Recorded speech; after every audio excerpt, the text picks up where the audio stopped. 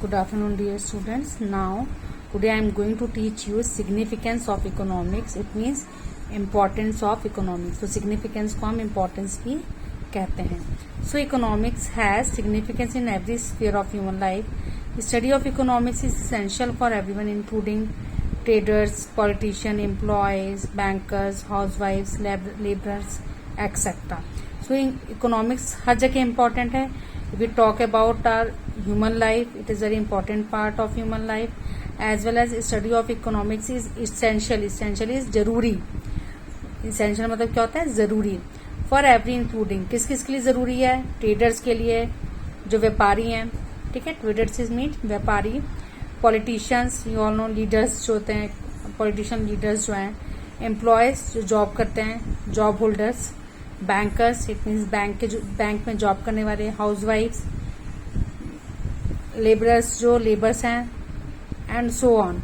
So following are the major points of significance of economics. सब क्यों important है, अब हम इसमें पॉइंट्स में पढ़ेंगे. फर्स्ट इज सिग्निफिकेंस और scholars. Economics is a national and sequential science. तो अकॉर्डिंग टू स्कॉलर्स मीन्स जो भी फेमस राइटर्स हैं, जो फेमस इकोनॉमिस्ट हैं, that is a scholars. So economics is a national and the sequential science.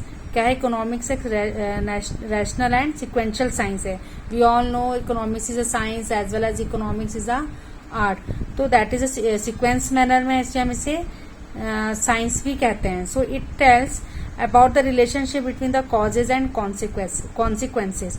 तो क्यों economics science है? क्योंकि ये रिलेट करती है कॉजेज को एंड कॉन्सिक्वेंसेज को. कॉन्सिक्वेंसेज कॉजेज मीन्स कारण, कॉन्सिक्वेंसेज मीन्स उसके रिजल्ट. तो जो भी कारण होंगे उससे क्या रिजल्ट होंगे, उनके बीच का जो भी म्यूचुअल रिलेशनशिप होगा, that defined by economics. So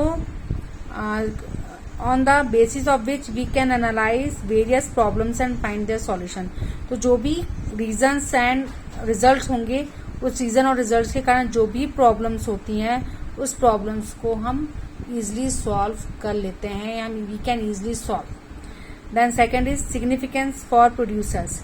Producers can obtain maximum profit only when there is maximum production at minimum cost. So we all know that the main motive of any business person or any producer, that is they use minimum resources at earn more and more profit. तो minimum production, minimum जो भी production बनेगा वो कैसे बनना चाहिए? कम लागत में बने. दैट इज अगर कम लागत में ज्यादा से ज्यादा प्रोडक्शन बन रहा है, तो इट मीन्स कि जो भी प्रोड्यूसर है, they get benefit, they get profit. So this is possible only through various principle of production. तो जो भी प्रिंसिपल ऑफ प्रोडक्शन है वो कहाँ पे डिटेल्स में दिए गए हैं, that is written by in economics only. Then third is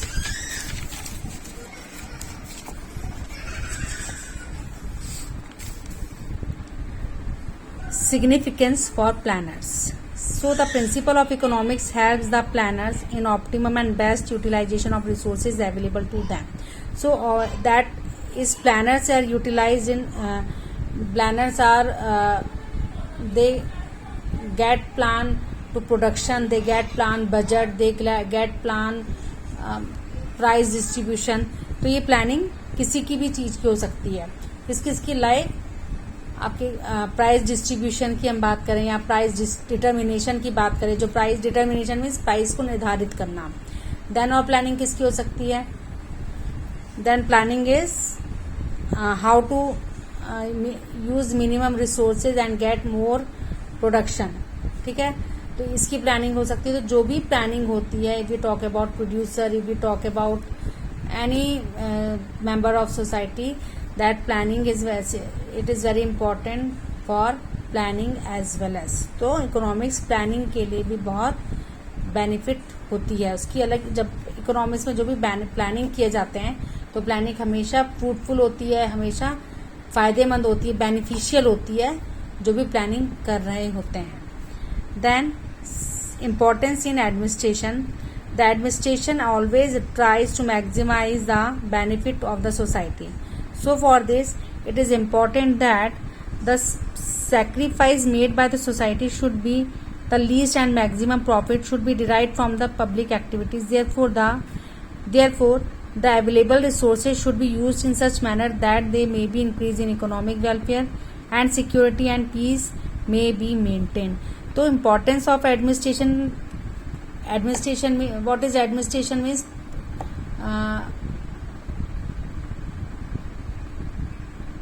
प्रबंधक. एडमिनिस्ट्रेशन इज प्रबंधक. तो प्रबंधक क्या होते हैं? That economics, they are the importance of administration. Administration यहाँ पे किसकी बात हो रही है? कौन सा एडमिनिस्ट्रेशन की? दैट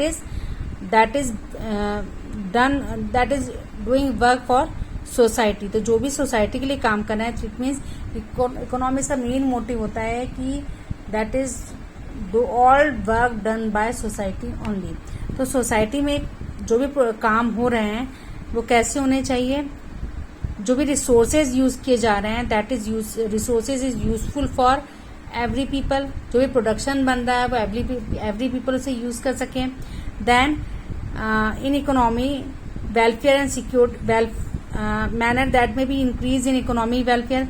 तो जो भी रिसोर्सेज हम यूज कर रहे हैं इकोनॉमिक्स में, और हम जो भी रिसोर्सेज यूज कर रहे हैं अपने सोसाइटी के लिए, तो that is beneficial, that get beneficial for social welfare, security and peace may be maintain. तो पीस मीन्स शांत. Fine. So the principle of economics set the direction in the resolution of such problem. तो जो भी problems हैं उनको, जो भी administration की प्रॉब्लम्स हैं, उस प्रॉब्लम्स को सॉल्व करने में भी इकोनॉमिक्स हेल्पफुल है. फाइन. तो जो भी, if we talk about security, if we talk about peace environment, if we talk about economic welfare और सोसाइटी वेलफेयर, तो वहाँ पे इकोनॉमिक्स की इम्पोर्टेंस है वो सब चीजें मैनेज करने के लिए. The last is significance in increasing the standard of living. So consumption of more and more goods is regarded as a key to raise the standard of living. तो जितना हम कंजप्शन करेंगे, इट मीन जितना हम consume करेंगे, utilise करेंगे सामान को, उतना ही हम अपने लिविंग स्टैंडर्ड को क्या करेंगे? रेज करेंगे, मीन्स बढ़ाएंगे. So we depend on the economic system for the fulfilment of our wants. तो इकोनॉमी क्या हेल्प करती है? हमारे जो भी हमारी नीड्स हैं उसको फुलफिल करने में हेल्प करती है. So more developed in the economic system, more will be production. जितना हमारा इकोनॉमिक सिस्टम बढ़ेगा उतना ही अच्छा प्रोडक्शन होगा. सो economic helps in the conducting the economic system in a component manner. In this way economics is helpful the rising the standard of living. तो आखिर जब production को बढ़ाने में हेल्प कर रही है, लोगों के लिविंग स्टैंडर्ड को बढ़ाने में हेल्प कर रही है, तो definitely that is the reason कि इकोनॉमिक्स जो है वो लोगों का लिविंग स्टैंडर्ड इंक्रीज करने में हेल्प कर रही है, क्योंकि it helps to consume the different kind of goods regularly. It means economy का मेन मोटिव क्या है? जो भी प्रोडक्शन डिस्ट्रीब्यूशन हो रहा है, that is delivered to each and every section of the society. तो जितने सोसाइटी कंज्यूम करेगी प्रोडक्शन को, उतना ही बेनिफिट लोगों का लिविंग स्टैंडर्ड इंक्रीज होगा. Fine. So here the importance of economics. And last topic of this chapter is limitations of economics. So first of all, limitation means कमियां. Fine. So study of non-human activities is not done. अब economics में क्या कमी है? First की जो non human activities जो हैं उसका कैलकुलेशन इकोनॉमिक्स में नहीं होता है. So under economics only the study of human activities is done and the study of non-human activities is not included in it. तो जो नॉन ह्यूमन एक्टिविटीज है इकोनॉमिक्स में वो इंक्लूड नहीं है. सिर्फ ह्यूमन एक्टिविटीज ही इकोनॉमिक्स में इंक्लूड की जाती है. Then second is study at only the correct person of the society. So under economic study of only those person is done who are the member of the society in the legal sense. तो जो legal sense में work कर रहे हैं सिर्फ उनका ही study economics में होती है जो इलीगल एक्टिविटीज करते हैं. In other words only those individuals who are real and who follow the guidelines and principle of the society are studies under economics. So किस किस की यहाँ पे स्टडी हो रही है?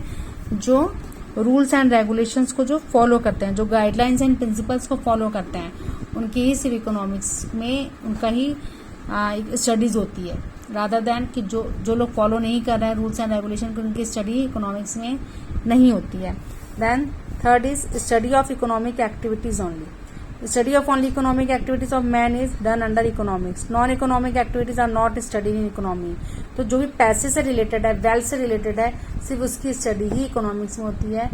जो पैसे से रिलेटेड एक्टिविटीज़ नहीं है, जो नॉन वेल्थ एक्टिविटीज़ को इकोनॉमिक्स में इंक्लूड नहीं किया जाता है. Then fourth is only a science. According to Robbins, economics is only a pure science, but now the assumption is not recognised. So according to Robbins, economics is a pure science. So हम बोल सकते हैं कि economics science है. तो जो भी assumptions है, जो भी एज्यूम की हुई बातें हैं, या जो भी काल्पनिक बातें हैं, एजम्पशन इज काल्पनिक, तो काल्पनिक बातों को इकोनॉमिक्स में इंक्लूड नहीं किया जाता है. The last is principle are not universal. So like the principle of natural science, the principle of economics are not universal. तो जैसे हम नेचुरल साइंस को यूनिवर्सल कहते हैं, यूनिवर्सल मीन्स कि सच, जो चीज़ें कभी बदल नहीं सकती, बट इकोनॉमिक्स में जितने भी प्रिंसिपल्स हैं वो कभी ना कभी चेंजेस होते हैं. That is why economics is not a universal. It is not a universal, क्योंकि जो भी इसके प्रिंसिपल्स हैं वो टाइम टू टाइम चेंजेस होते हैं. Fine. So here the limitations of economics. So here this chapter is completed. You just complete these all notes in your notebook and submit it on 20th of July.